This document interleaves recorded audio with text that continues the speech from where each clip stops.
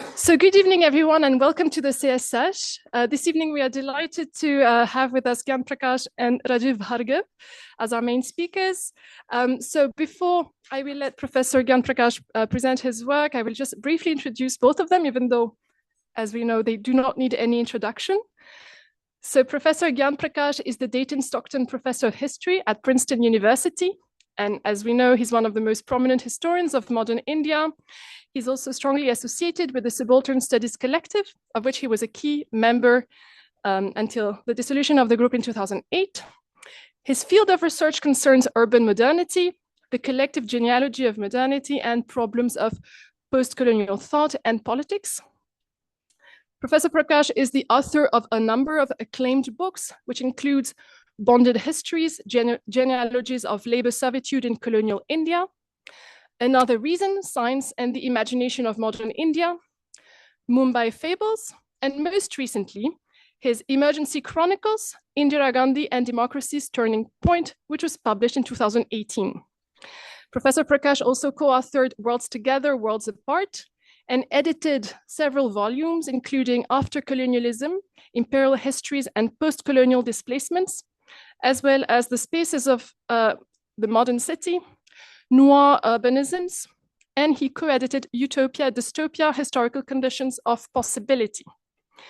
Professor Prakash served as the director of the Shelby Cullom Davis Center for Historical Studies at Princeton from 2003 to 2008, during which time he oversaw programs on cities, space, society, and history, as well as Utopia, Dystopia, Historical Conditions of Possibility. And as many of us know, his Mumbai Fables was adapted for a film, Bombay Velvet, in 2015, for which he wrote the original story and co-wrote the screenplay. And this evening, he will come to present his more recent work on the emergency with a talk entitled The Emergency and the Many Meanings of Freedom. To discuss this presentation this evening, we are very happy to welcome Professor Rajiv Bhargav, who is Honorary Fellow and Founder Director of the Parekh Institute of Indian Thought at CSDS, of which he was earlier the director from 2007 to 2014. Professor Bhargav is well known for his work on political theory, multiculturalism, identity politics, and of course, secularism. His publications include Individualism in Social Science, What is Political Theory and Why Do We Need It? And The Promise of India's Secular Democracy. Professor Bhargav also edited several volumes, including, of course, Secularism and its Critiques, and Politics and Ethics of the Indian Constitution. Professor Bhargav is on the advisory board of several national and international institutions. He's also an honorary fellow of Balliol College at Oxford and is currently a professorial fellow at the Institute of Social Justice at ACU Sydney. So again, thank you very much for accepting our invitation tonight, and we are delighted to welcome both of you. Just to give you a brief view of the program, so Professor Prakash will start with his presentation, followed by a discussion with Professor Bhargav, and then we will open the floor to questions, both for people online and here in the room. In the meantime, during the presentation and discussion, if you're online, please keep yourself muted, and we'll have time for questions later. Thank you.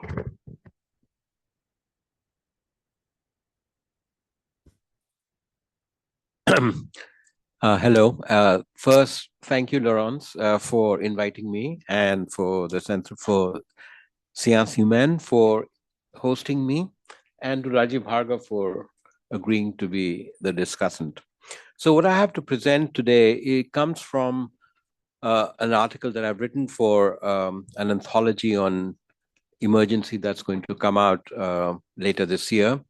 And this draws on the research that I did for my book on the emergency. And it relates to the idea of freedom for people who have been incarcerated. Now, throughout modern history, the period of incarceration has often served as a nursery for reflections on the meaning of freedom. There are many famous examples, Antonio Gramsci's prison writings, for example. Closer at home, there's Nehru's Discovery of India, which was written in prison, but also the revolutionary Bhagat Singh, who during his imprisonment explored more deeply on the meaning of freedom, not only its kind of political meaning or its legal meaning, but also deeper personal and existential meaning of freedom.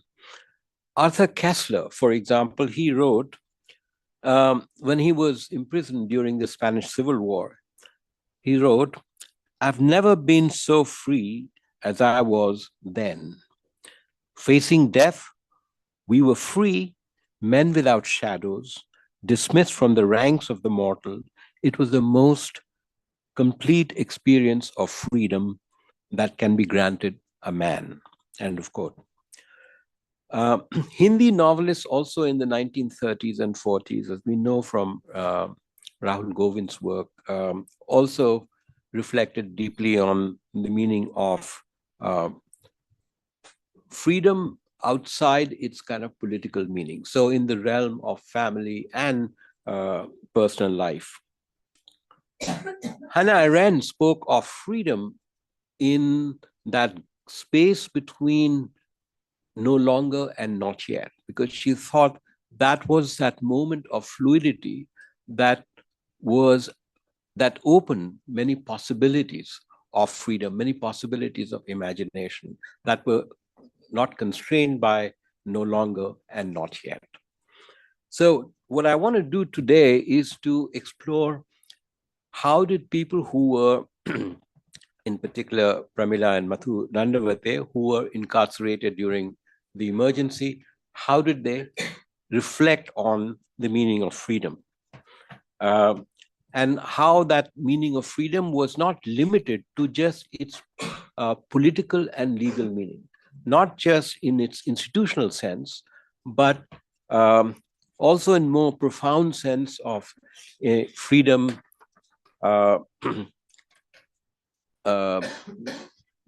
freedom to think about democracy in more meaningful way beyond its kind of institutional form, in the way, for example, Ambedkar thought of democracy as value.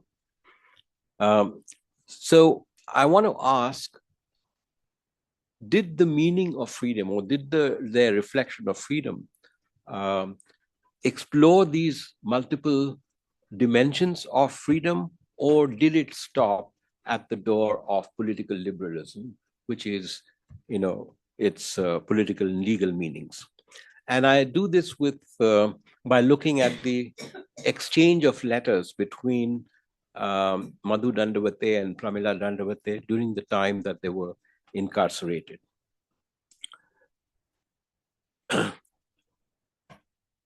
Madhu Dandawate writes, "Writing letters is a hugely calming activity in the loneliness of the prison. These letters are meant for other people, of course, but they're also a way to hear oneself think, to hear oneself sort out one's feelings and thoughts." He was writing to Pramila Dandawate, his wife, but also his comrade in politics for many years. Madhu Dandawate, as you probably know, was a member of the parliament elected from Maharashtra in 1971. And he was lodged in a jail in Bangalore. Whereas Pramila Dandawate was in a jail outside Pune in Yerawada prison. So they were kept apart for those 18 months of imprisonment. But during that time, they wrote to each other weekly, sometimes more than one letter for those 18 months. So there are more than 200 letters that they exchanged during this period. So what I did was to look at these letters, and it's interesting that when I was first working on this material, the only place that had this material was in the research library at the University of Chicago. It wasn't available anywhere else. The letters are all in Marathi, but they often also break into English and Hindi, but mainly it's in Marathi. Now, politics is understandably prominent in the exchange of these letters. After all, both were, seasoned political activists. Madhu Dandawate became active in politics in 1942.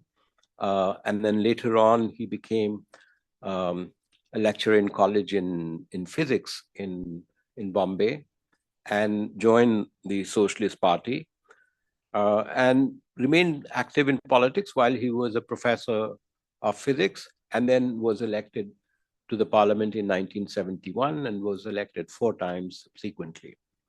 Pramila was also a political activist. She started her political activity in Rashtra Seva Dal, which is a very famous socialist organization that combined socialist ideology with secularism and held a series of sort of camps for political activists under a very revered political figure in Maharashtra, Sane Guruji, who promoted social change, secularism, and decentralized socialism.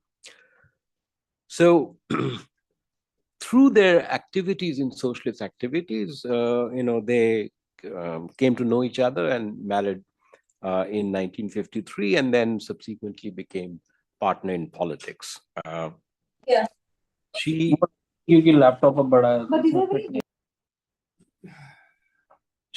was elected to the Bombay Municipal Corporation in 1968, and she became very famous in the late 60s and early 70s in the famous women's agitation against price rise in Bombay. She, along with 2 other women leaders, were very prominent. In their exchange of letters, of course, politics is the language of communication, but prison made Pramila and Madhu also draw on the various intellectual resources, because both of them came from educated backgrounds, of course. Madhu Dandawate grew up in a family sort of surrounded by books in Marathi, English, Sanskrit. So did Pramila Dandawate, and then she later on went to JJ School of Arts, became an art teacher, and taught in art school, and then came in contact with, of course, Madhu Dandawate. Now, both of them, in drawing from their intellectualism, were also drawing from a kind of tradition in Maharashtra, which was given to social reform. You can think of, people like Phule, Ambedkar, Ranade. There's a whole tradition of in Maharashtra where caste reform and social reform drew intellectuals into politics, and that's how Madhu and Pramila Dandawate were also drawn into socialist politics. But of course, this tradition also includes Savarkar. It includes the founders of RSS, and of course, it includes Godse. So the Maharashtrian Brahmin intellectual tradition is very diverse and includes the whole spectrum. But they came from this spectrum. Now, it's no accident that their intellectual commitment led to socialism because of this, tradition of also social reform. And Socialist Party was primarily a party of intellectuals. This was both its strength, but also its weakness. So what drove these people to Socialist Party was not a drive for power, but ideas. That they were committed to certain ideals. And socialism was one of those ideals that drew them to the Socialist Party. Now, early in her imprisonment, Pramila wrote in a letter to Madhu that she was devouring one book after another. And after reading an inspiring Marathi book by Narhari Joshi entitled The Great Prison, she wrote, quote, "Whenever great people have been arrested, it has proved to be a boon for the mankind. Excellent literature, poetry, as well as thought were born in prisons. Great people have always been ready to undergo any test, to face any challenge in order to be able to stand by what they believe in, their commitment in life, and for upholding the truth. No power in the world can curb their energy. The book filled me with tremendous enthusiasm. I do have some experience when it comes to prisons, but this book has inspired me doubly. I feel like there's some meaning in my life. Nana, as she called Madhu, Nana, I'm a simple and small human being, but you are truly made of great stuff. I'm certain that you won't just read, but you will also write. This forced vacation will give birth to great eternal literature, though through you, I'm sure of it. As if on cue, Madhu told her that after 2.5 months of research, he had finished drafting 2 chapters of a book on Marx and Gandhi. It was a comparative analysis of 2 paths to revolution, one based on class struggle, the other on individual change in human beings. Speaking of the experience of writing, Madhu wrote, quote, amidst the roses on the table and the champa flowers on the trees, the pen moves in speed and smoothly. Then he quotes from Byron's Don Juan. There's music in the sighing of reeds. There's music in the gushing of a rill. There's the music of all things. If men had ears, their earth is but an echo of the spheres. Madhu had found in Byron a way to identify, even in the confines of the prison, an underlying and universal human spirit expressed in the musical rhythm of the pen on the page, in the blossoming of flowers. All was not lost. He tried to lift Pramila's spirit. He wrote, quote, your last letter had a shadow of sadness over it. You said that our home and life together would be completely destroyed by the time we get out of here. And you don't know if you have the strength and persistence to do it all over again. Your comment felt exceedingly hopeless to me. We have all carried our life together on our backs. As long as our spine is in place, who can possibly touch our life together?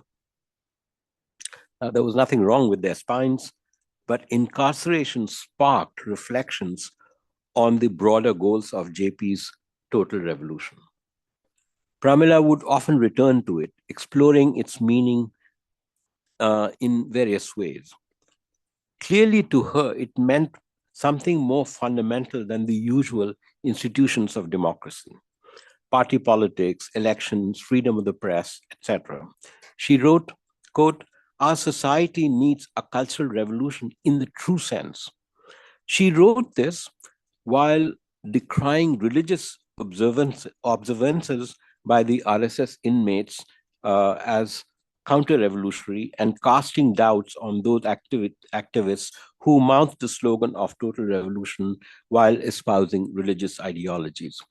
In her writing, you can see a kind of a rationalist critique of religion. And when she comments on other inmates who were members of the RSS and were also in the prison, she doubted that they were committed to the ethical ideas of total revolution. And she placed her doubt on the ground that they espouse religion in a way that is that has nothing to do with JP's notion of total revolution. Okay? For her, revolution in a true sense implied breaking free from a culture bounded by religious dogmas and rituals.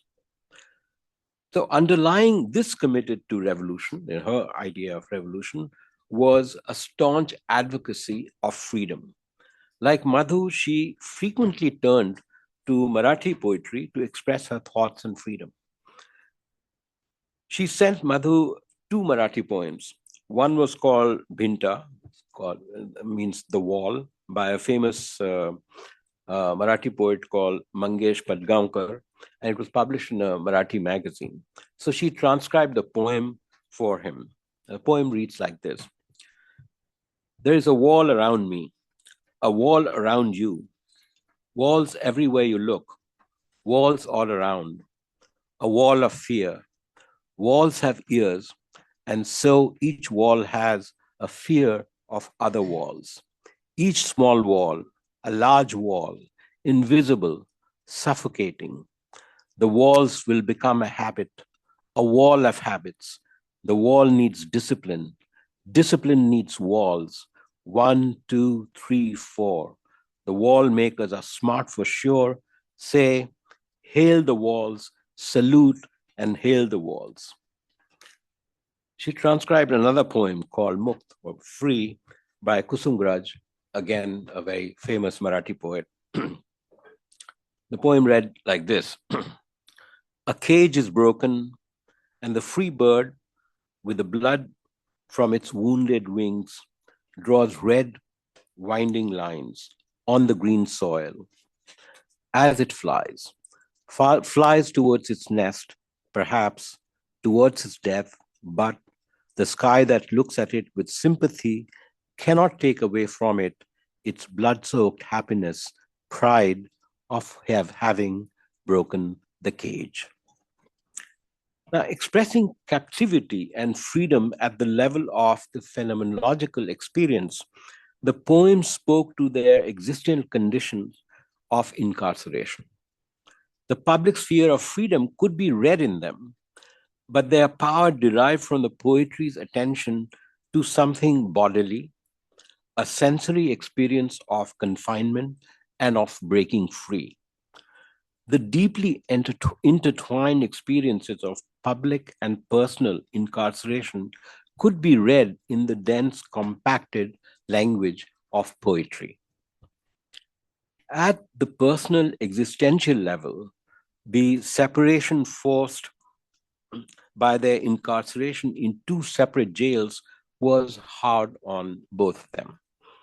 And their letters are very moving and poignant in this respect. So Madhu acknowledged a note of sorrow in the letters, but thought that this was perhaps the pangs of sadness are more keenly felt than the feelings of happiness. He invoked Shelley's To a Skylark to explain the desolate mood of his letters. Quote, Our sweetest songs are those that tell of saddest thought. Continuing in this vein, he reflected on the ordinary criminals sentenced to life imprisonment in Bangalore jail. Their lives filled him with pathos. He wrote, When the life imprisonment prisoners water the rose bushes on the premises, they shed their tears into them as nourishment and see the reflection of those tears in the smiling, blooming, fragrant flowers. In the winter cold, these flowers dry and wither away, and these prisoners think about when they will step out after having completed their sentence and wonder about whether the society will see their forever tarnished lives the same way. Even prisoners condemned to life imprisonment were not without recourse. They could find creative freedom in their tears to nurture plants. That's how Madhu saw. Like the prisoners who found creative resource in their tears, he was also free to imagine. Quote, We have the liberty to build the towers of our imagination while staring at the skies through the day, and the freedom to paint vivid dreams of tomorrow in the darkness of the night. End of quote. Besides, you could cope with the misery of imprisonment as he did by reading and writing. There was also his beloved classical Hindustani music broadcast over the radio and the scent of flowers in the prison garden. Quote, I had the fortune to listen to Sunil Bose's Rag Bihag and Jai Jawanti on national radio. I woke up still intoxicated by the fragrance and the music and sat down to write to you. Roses, Jayajawanti, Pramila, and the beautiful picture was complete. End of quote. The talk of roses did not soothe the pain of separation that Pramila felt. She wrote, quote, "You wrote Jayajawanti, Rose, Pramila, and the picture is complete. But the flowers in your flower pot gave you this gift of fragrance which made you forget the thorns and lull you to sleep with the memory of that fragrance." Separation was a thorn, and she was not shy about expressing the pain it caused. She wrote frankly of her longing for him. The prison suffocated her. She wrote, quote, "No matter how much we laugh on the outside, no matter how playful we are, my mind seems to be flailing like a fish out of water." Letters were not just a way of maintaining contact or exchanging information, but also the means to express love and affection without the benefit of physical proximity. Politics, books, poetry, and music served as languages to communicate their feelings. Rapturous descriptions of nature frequently enliven their exchanges. Pramila wrote, quote, "These days we have heavy rains. I've always loved the rain. The atmosphere looks greener. The earth, whatever little we see of it, looks like a freshly bathed young woman. The moment the sky clears up, all my favorite birds clap their wings clean and start chirping away." Pramila could also invigorate the disembodied text by telling a story. Bear with me, it's a long story, but it's a very interesting story that she tells. So she writes, "One particular sparrow was having quite an interesting time just a few days back. Most of the other sparrow couples were busy getting ready to welcome their young ones into the world, but this one was still busy with romance with her male sparrow. She was quite a special one. And one day she saw herself in the mirror. That was it. She couldn't stop looking at her reflection and wondering who it was. She would spend so much time tapping the mirror with her beak, looking at herself from the top, from the side, every which way possible, that she would spend hours trying to figure out who was behind the mirror. We even put the mirror flat on the table, but still she wouldn't let it go. She was so jealous of the, quote, other sparrow in the mirror that whenever the male sparrow flew close, she would do everything in her power to send him away. But she just refused to rest. When we put the mirror away, she found the one on the wall. She would spread her wings and would try to attack it. When we covered it with her cloth, she still wouldn't stop hovering around it, worrying about the other sparrow. We felt a little bad for her, but also couldn't help laughing at her. I told her, if you spend so much of your time worrying about the other woman in the mirror, your man will get tired and actually get himself another wife. She would wake up every morning and come sit by the mirror. We have no idea how the male sparrow finally managed to distract her, but one day I saw the two of them sitting close together quite cozily. These days, they seem to be working towards building a nest.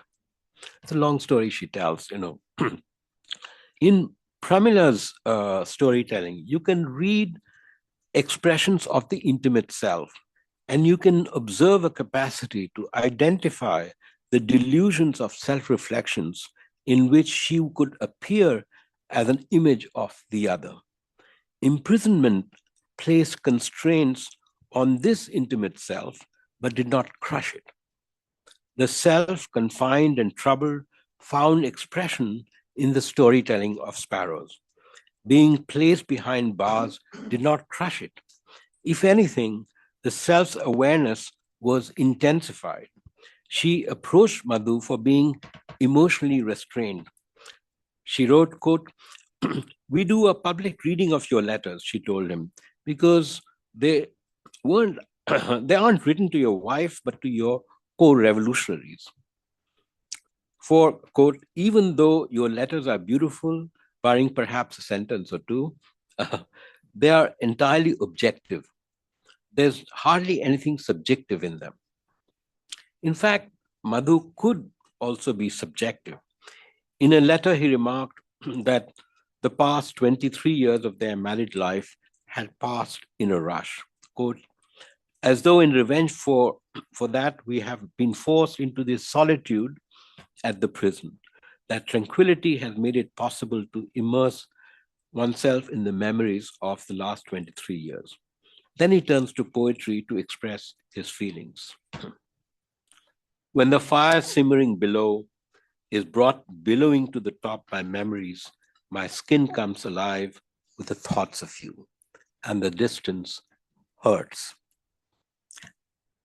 Prison intensified Pramila's awareness of their relationship, and she was not afraid to admit that her heart pined for him. She repeatedly implored him to apply for a transfer to the Yerawada prison, or at least seek permission from the government to allow him to visit her. When he did finally receive permission to meet, she was overjoyed. But sadly, the government added a stipulation that he would have to reimburse the cost of the security escort that would take him to Yerawada. Of course, there was no question of accepting this humiliating condition. And so she wrote, no matter how eager I might be to meet you, you know I cannot compromise my principles for any kind of personal gain. Madhu agreed with her, and the meeting did not happen. She was crushed but remained unbroken. In a letter she wrote in June 1976, Pramila began by noting that his telegram misspelled his name as Madhur, sweet, Madhu Dandawate. She wrote, I said, yes, he's sweet. After this tender remark, she expressed her determination to stay strong in spite of the pain of separation. But the letter ended with the question, when will this night end? And a month later, how many days will you survive on a limited patch of sky? When I wander around the prison during the day, watching different birds and the changing colors of the sky, I wonder about which piece of it you are watching.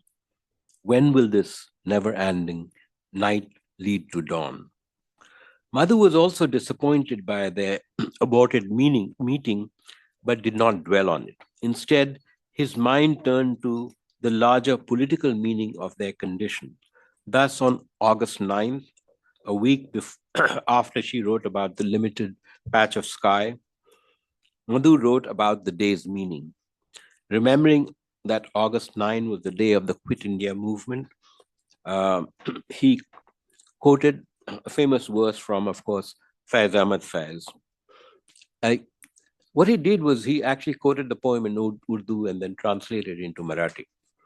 And the poem lines he quoted was, this tainted night, this night-bitten dawn that we were waiting for this is not that morning.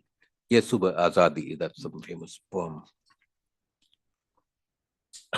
The turn to Faiz to reflect on the moment of independence from the British encapsulated their life in their time, or their time in prison together.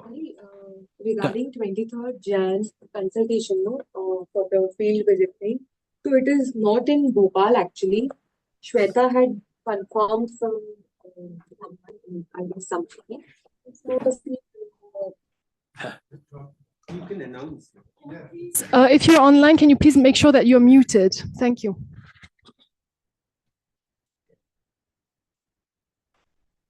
Time moved slowly in prison, allowing for reflections on the quotidian life. An anniversary of a celebrated day in the freedom struggle brought to mind Faiz's biting commentary on the tragic conjoining of independence and partition. A prisoner's rending of flowers, tending of flowers, the sight of nature, bathed in monsoon showers, hearing Hindustani classical music, the dalliance of sparrows triggered philosophical ruminations on life, love, and freedom. In their time in prison, poetry, literature, philosophy became the means for meditations on politics and history. If captivity tested and intensified their commitment to freedom at the personal existential level, it also impelled them to explore and reaffirm the meaning of public freedom. The capacity to express love for each other went hand in hand with explorations of freedom beyond its legal and political meanings. Total revolution appeared inextricably related to the need for a cultural revolution. Time spent in prison allowed Madhu and Pramila to envision their personal and political life enmeshed in and enriched by history, culture, and philosophy. This is how I conclude my reading of their letters. Now, while Madhu and Pramila spend their time in prison on philosophical thoughts, another time of politics was at play. JP was released on November 12, 1975 from the Chandigarh hospital where he had been confined and was admitted to Jaslok Hospital in Bombay and diagnosed with kidney failure. He set about bringing together the opposition parties. When the news of the alliance reached those lodged in the prison, the reaction was not universally positive. Pramila wrote to Madhu expressing her reservations. She argued that it was meaningless to form a party with the sole aim of contesting elections. Clinging to her thoughts in the prison, she wrote, "Only if we are prepared to sacrifice the politics of elections until the atmosphere becomes conducive to democracy, can we hope for a sincere struggle towards a party with a future." She wasn't ready to think that the end of any freedom was only elections or institutional or return to institutional forms of democracy.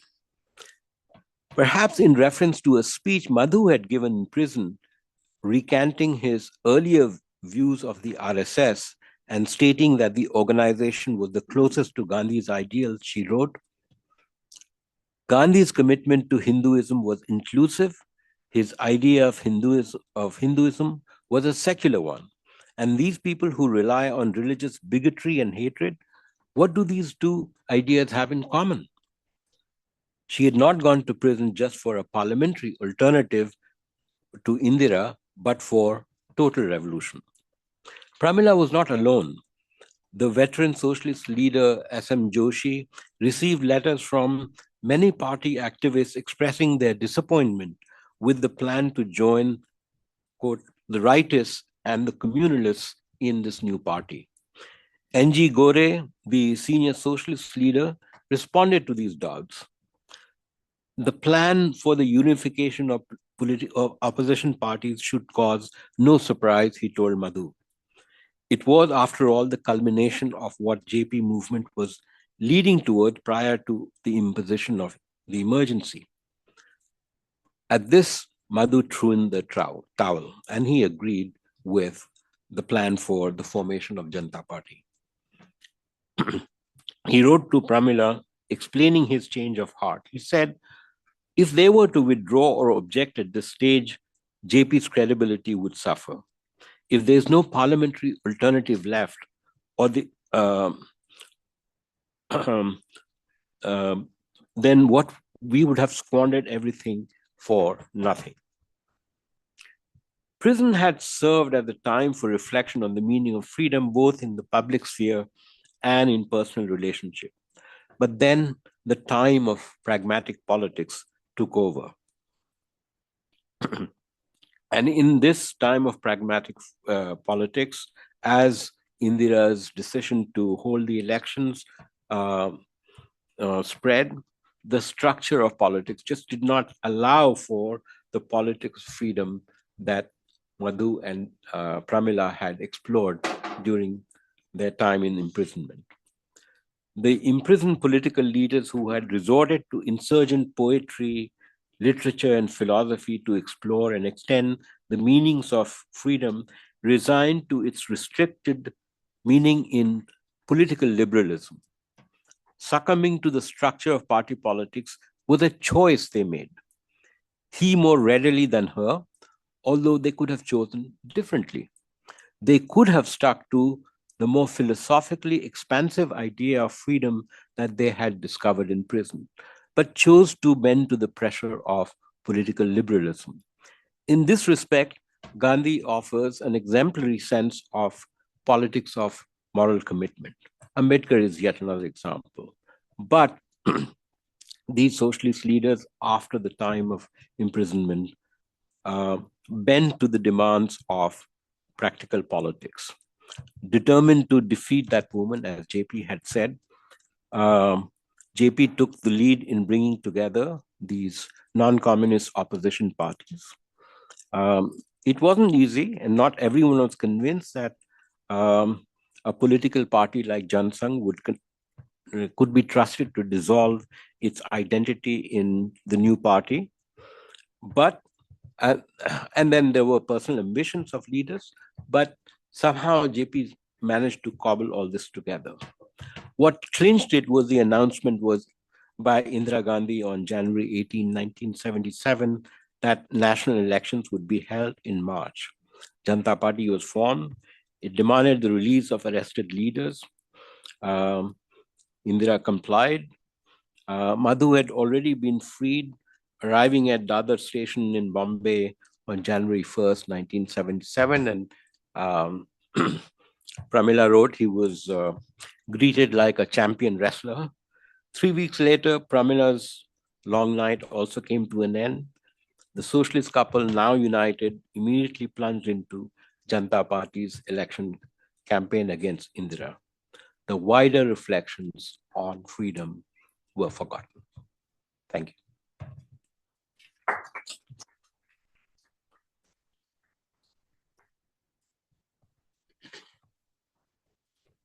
Thank you, Gyan, for this beautifully crafted, poignant, moving meditation on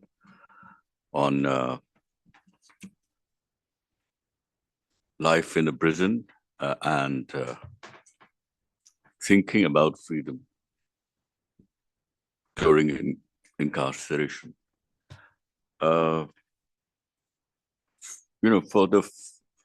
After your initial remarks about the emergency,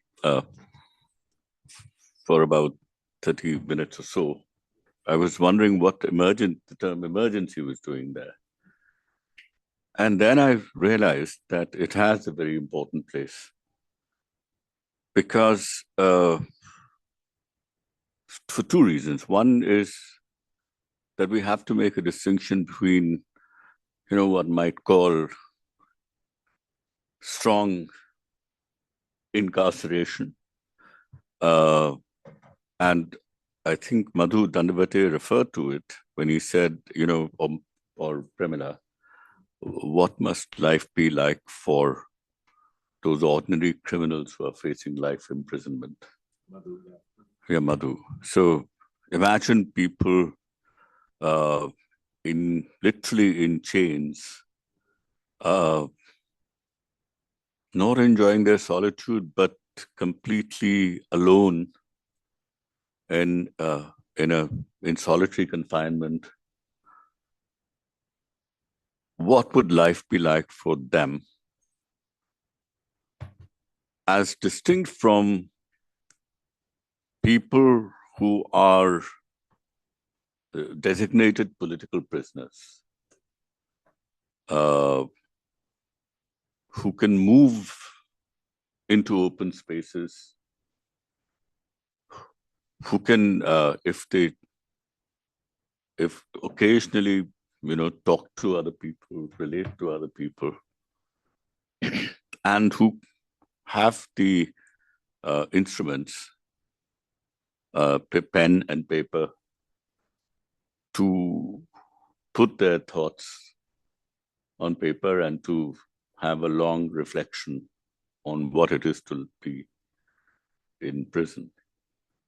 Now, so it's not the first kind of incarceration, but it's the second, and this presupposes a surrounding context. I mean, emergency is by definition something that presupposes a background surrounding context of democracy.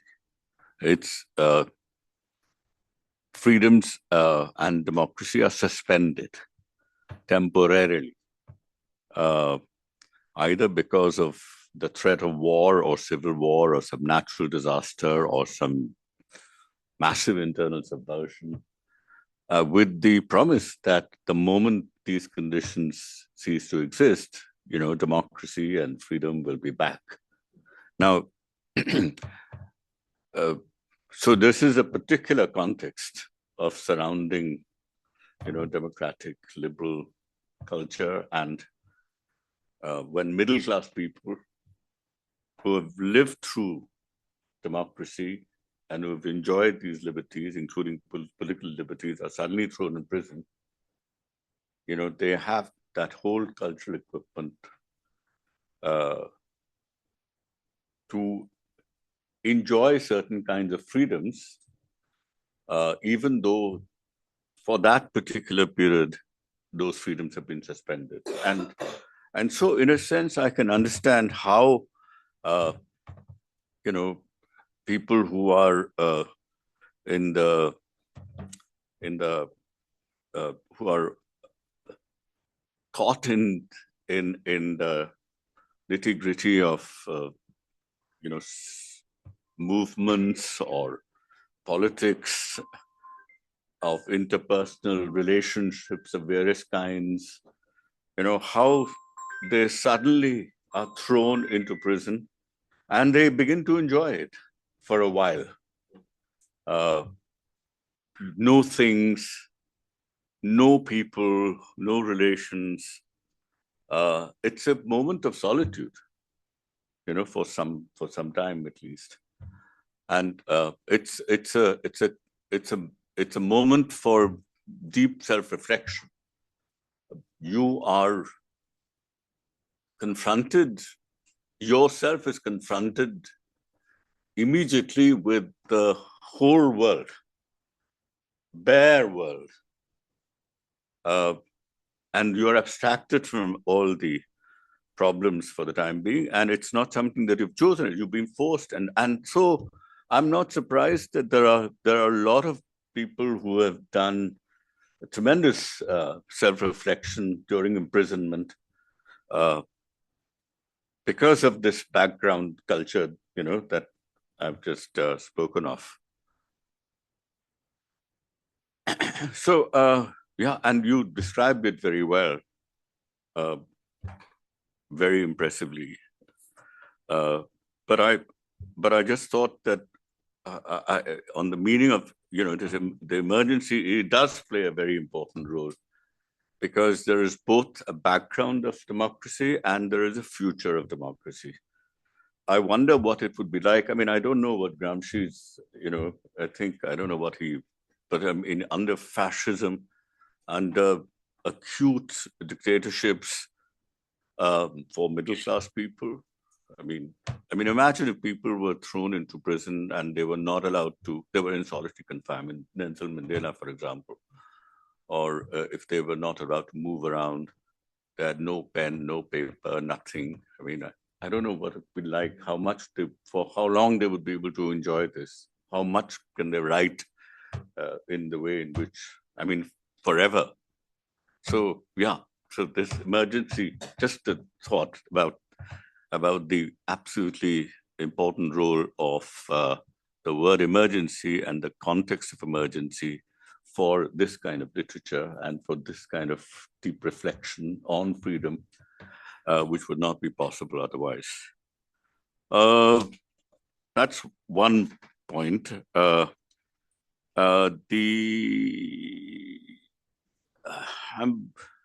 always wondered what this word, this is now coming to some other aspects, because total revolution, what does this mean? I've never been able to fully understand why this, and of course, it would be nice if you reflected a bit on that and explained to us. I haven't read very much on it, but it would be nice to discuss this idea. Here, it seemed as if Pramila and Madhu, I can't remember which of the two, but Pramila, I mean, her focus was on religion, emancipation, a rationalist critique of religion, emancipation from religious dogma, from religious bigotry. That seemed to be the focus here, but what's the connection between this kind of total liberation and freedom from, this has been going on, this movement has been there for long, I mean, off and on. And so I wonder what that, what's the relationship between the two is. It would be nice if we came to know a little more about it. And they didn't seem to explore this. I wish they had explored this more, because after all, that was a moment where they could have elaborated thought. I mean, you did mention that sometime during their imprisonment, both of them took individually or through their letters, they did talk a little about it, but I don't know what they did with it. The paradox of elections, I mean, that came out quite beautifully, of electoral democracy, how important elections are, because it's a peaceful way of getting rid of rulers who you are disenchanted with, you're disappointed with, you want to get rid of. Because, I mean, this is the first time in the history it's first time in human history that we've actually found a way to peacefully remove people in power. Otherwise, you've always had to resort to violence. And so I think it's a great achievement. Nonetheless, it's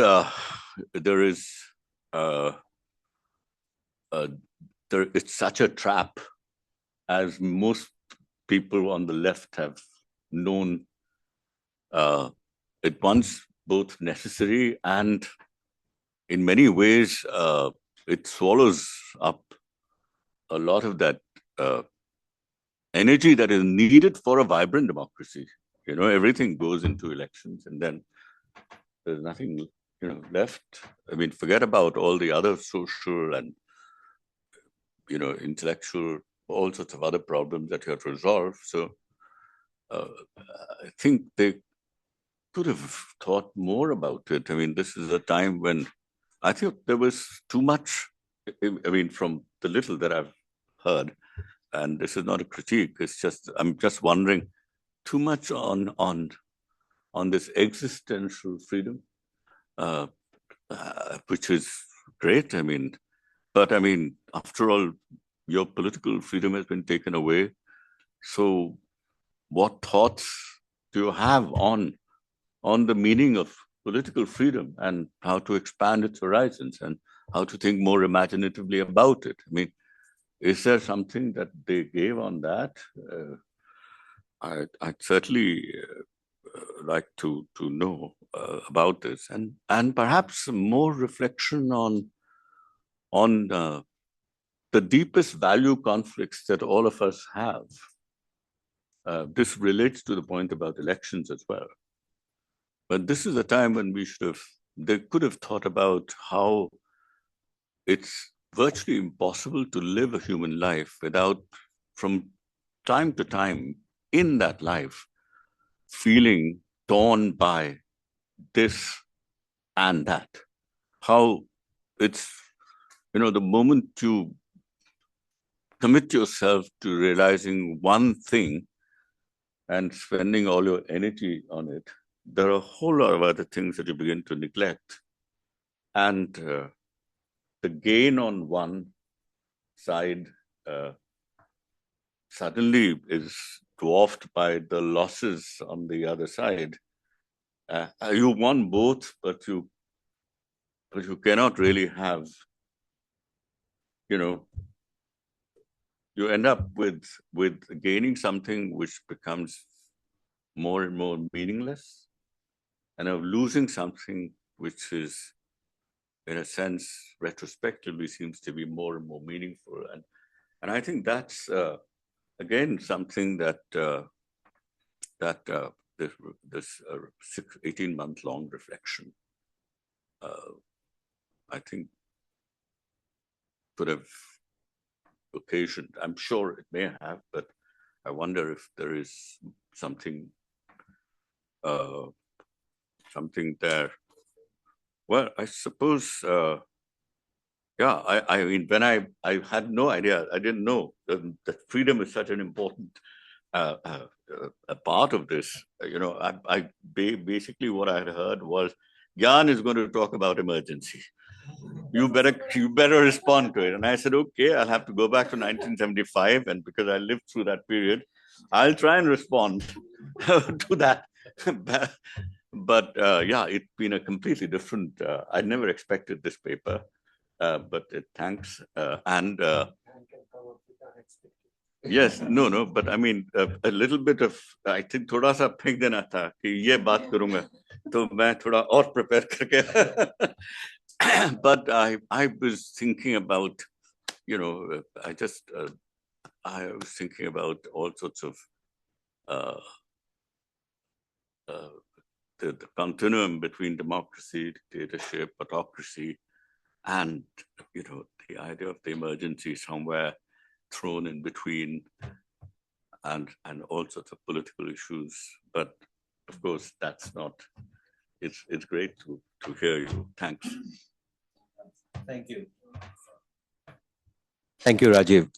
No, that was a very important question, and of course, the context of emergency is there. That incarceration and denial of political and legal rights sets the condition for them to even explore the meanings of freedom. So when I was reading letters, I was struck by, on the one hand, they of course express their kind of opposition to the emergency and the suspensions of constitutional rights. But after that, I was struck by how much they wandered in exploring what this freedom means. And I thought that what was most interesting was that they did not confine themselves to the political and legal meanings of freedom, denial of this right, denial of that right, in kind of negative freedom. But they were exploring more, and it reminded me of I think a statement that Albert Camus had made, that we said there's a difference between liberation and freedom. That when Paris was liberated in 1945, that is, liberation from the German control. But would this lead to freedom? And so he was marking this kind of a distance between liberation from constraints and acquisition of freedom. It's also there, as it said in Hannah Arendt, this idea of no longer and not yet, and that's a kind of fluid moment where you have the freedom to imagine a future that is not constrained by your given conditions. And what I found striking in these letters, that they were so free-floating in that way. The fact that Madhu writes about the thing that you mentioned, this prisoners who are in life imprisonment, and of course he's imagining it, and that they are shedding their tears into flowers and nurturing them and into blossoming and so on, and he's seeing their desire for freedom in that. So now, in the context of total revolution, I think what they have an idea of total revolution, which is kind of an ethical commitment to individual life which will flourish under kind of social conditions. So it's not a kind of individualist notion of freedom, but the possibility of individual to flourish under conditions of social freedom. So there is a strong commitment to ethics in their conception of total revolution. Now, in JP's idea of total revolution, he's kind of contrasting it to a Marxist notion of revolution and showing total revolution to be a kind of a decentralized version, which will, grow from the village level and to the higher level and so on and so forth. But again, JP's notion is very much a political framework. Whereas when these people are thinking about total revolution, they're thinking of total revolution as a kind of an ethical framework for individuals to flourish, and to achieve their freedom.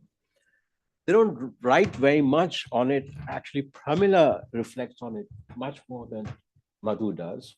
And she does, particularly when, she's commenting on the RSS volunteers. She said, well, this is not total revolution. And then she sort of explains what her notion of total revolution is, which is when she said this is not Gandhian idea of Hinduism. Gandhian idea is, tolerance, and it's open to everyone, and a certain notion of kind of rational individual. Okay? So she's not very explicit in articulating her own ideas, except in terms of critique. So, I was, when I was reading this, I was thinking of this wonderful book by Gary Wilder. It's called Freedom Time, which is a book on Aimé Césaire and Senghor, Leopold Senghor. And he says that, he mentions this moment in 1945 when Paris is liberated, and there is a celebration, which is a completely false celebration, which claims that the French have actually thrown out the Germans. That was not the case. The Germans had lost the war, and that's how Paris was liberated. But a celebration was staged in order to show that the French had actually achieved this on their own and had defeated the Germans. Okay? And what Gary Wilder says that so Sartre wrote about this moment and said why this is important. And Sartre said, this is a moment, it's very important for French to really truly achieve their liberation, to feel that they have done it. That is freedom, because now it gives them agency. It makes them actors in history.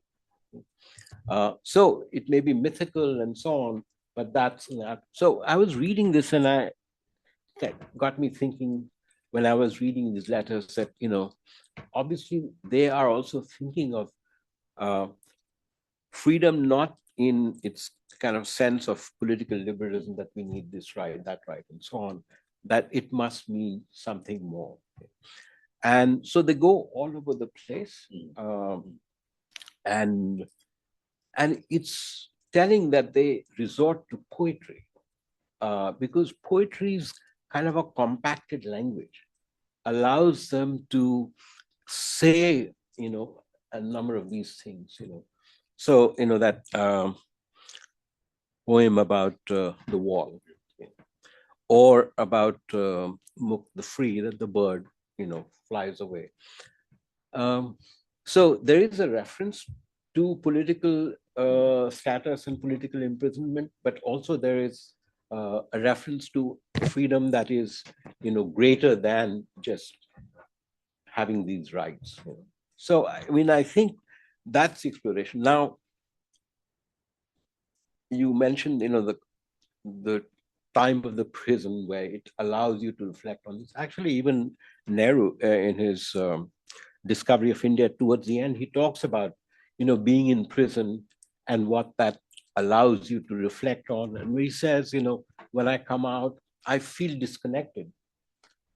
I look in the eyes of the people, and of course, Nehru also has a complete kind of historical sense. So he's also thinking of the time of 1944-45 as a time of momentous change in history. So he's also seeing this in people's eyes. But he talks about how existentially being in prison places you in a different frame of mind. So, that's, of course, the case.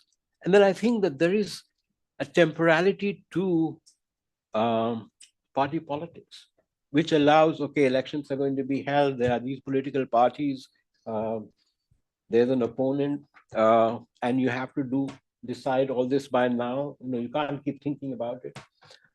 And Madhu Dandawate, in fact, he gave one speech in which he opposed this idea of Janata Party, and then he backtracked. And he backtracked after Gore said, we socialists, we've always been committed to ideas, and we always, move by ideas, and we keep fighting with each other. We'll never get power because we keep fighting about these ideas. And so now it's time to put away those ideas and fight for power. So you see how any discussion of wider notions of freedom gives way here to the demands of party politics. Okay, so ideas, battle, fine, but now it's a question of power. This is why a socialist party has never gained power. Now we have to gain power. And so then, but Pramila, she resists till the end. And I'm not sure if she ever completely reconciled to it, but she's still committed to this notion. Yeah. I mean, I didn't know very much about them, outside the fact that, yes, Madhu Dandawate was the one who could push him to the second-class compartment when he was the railway minister. He's responsible for it. Aside from that, I didn't know very much about him. But when I read this, firstly, I was just staggered by how well read and well thought and how they took these things so deeply and took the time to, I mean, for these magazines like the Marathi poetry that she was quoting, it was published in a special issue of a Marathi literary journal, which she had access to, but he didn't. So she kind of wrote it down, transcribed it down, and then translated it, sent it. Didn't translate it, but just transcribed it and sent it. I mean, there was this, I had great admiration for the intellectual commitment that they had. I would like to thank both of you, Professor Prakash and Professor Bhargav, for this wonderful discussion.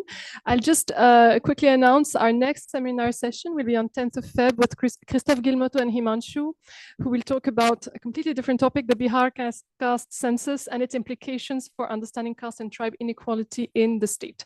So thank you again, and hope to see you soon.